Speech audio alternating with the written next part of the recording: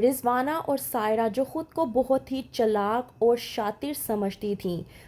تھی کہ وہ پورے گھر پر قبضہ کر لیں گی، لیکن عذرا نے بھی ان کو اپنا اصل روپ دکھا ہی دیا۔ ابھی عذرا نے اپنی ایک جھلک ہی دکھائی ہے کہ عذرا کی ایک جھلک دیکھنے کے بعد سے ہی رضوانہ اور سائرہ کا برا حال ہو چکا ہے۔ سائرہ جو کہ اپنی ماں رضوانہ سے کہتی ہے کہ عذرا کو لگام دے لے ورنہ میں اس کا گلا دبا دوں گی، یہ میری کنٹرول سے بھی زیادہ باہر ہوتی جا رہی ہے، کہیں ایسا نہ ہو کہ ہمارے ہاتھ سے سب کچھ نکل جائے۔ وہیں پر دوسری طرف واصف جو کہ فرد کو سمجھانے کی کوشش کرتا ہے کہ اس کے دل میں ایسا کچھ نہیں ہے، کہتا ہے واصف فرد سے کہ وہ اپنے دل سے اس کے لیے جو بدگمانیاں ہیں اسے نکال دے۔ واصف کہتا ہے فرد سے کہ جس انسان نے بھی مجھ پر بھروسہ کیا ہے اس کا سرمایہ محفوظ ہے، تم بھی ایک بار مجھ پر بھروسہ تو کر کے دیکھو۔ لیکن فرد واصف سے صاف الفاظ میں کہہ دیتی ہے کہ بھروسہ کرنے کے لیے صاف گوئی بہت زیادہ ضروری ہوتی ہے، جو کہ شاید ہمارے رشتے کے درمیان میں نہیں ہے۔ وہیں پر دوسری طرف جب سائرہ کو معلوم ہوتا ہے کہ عذرا کو کہیں اور سے نہیں بلکہ اس کی اپنی بیٹی عاشی کے ذریعے معلوم ہوا ہے کہ سائرہ کی ڈیورس نہیں ہوئی، تو وہ اپنی بیٹی تک کو نہیں چھوڑتی، اپنی بیٹی کی خوب پٹائی کرتی ہے، یہاں تک کہ عاشی اپنی ماں سائرہ کو بہت روکنے کی کوشش کرتی ہے، لیکن سائرہ پر تو جیسے جنونی پاگل پن سوار ہو جاتا ہے،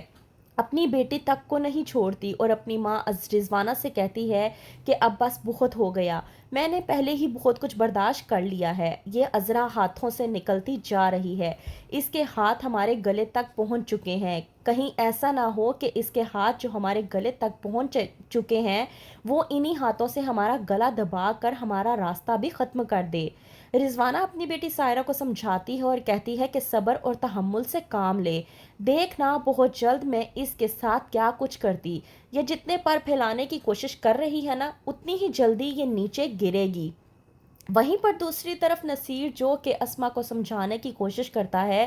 کہ ایسا کچھ نہیں ہے جو وہ اپنے دل میں اس کے خلاف بدگمانیوں کو جنم دے رہی ہے، لیکن اسما نصیر کی کوئی بھی بات سننے کو تیار نہیں ہوتی۔ وہیں پر جمال ہے جو کہ بے حد پریشان ہوتا ہے نصیر اور واصف کے آپسی رویے کی وجہ سے، بلواتا ہے نصیر اور واصف کو اور اپنے پاس بٹھا کر کہتا ہے کہ میں تم لوگوں کے آگے ہاتھ جوڑتا ہوں، پہلے تو میں جب دکان پہ ہوتا تھا تو گھر کے معاملات کے حوالے سے میں بے حد فکر مند رہتا تھا، اب چند روز سے گھر میں اگر سکون ہے تو تم لوگوں نے یہاں پر ایک نیا بکھیڑا کھڑا کر دیا ہے کہ جس کی وجہ سے میں ایک بار پھر سے بے سکونی ہو چکا ہوں۔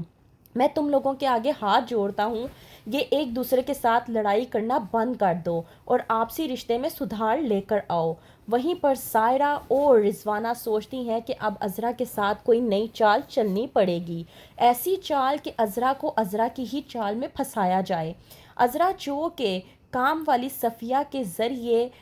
رضوانہ کو پھنسانے کی کوشش کرتی ہے، دیتی ہے کنگن اسے اور جا کر کہتی ہے کہ جیسے ہی بڑھیا سو جائے گی اس کے کمرے میں لے جا کر یہ کنگن رکھ دینا، لیکن رضوانہ موقع کی طاق میں ہوتی ہے اور جیسے ہی صفیہ آتی ہے وہ اسے رنگے ہاتھوں پکڑ لیتی ہے۔ تو کیا کرے گی صفیہ، کیا بتا دے گی کہ یہ سب کچھ جو کچھ بھی اس نے کیا وہ عذرا کے کہنے پر کیا، یا پھر عذرا کا ساتھ دے کر عذرا کو بچا لے گی،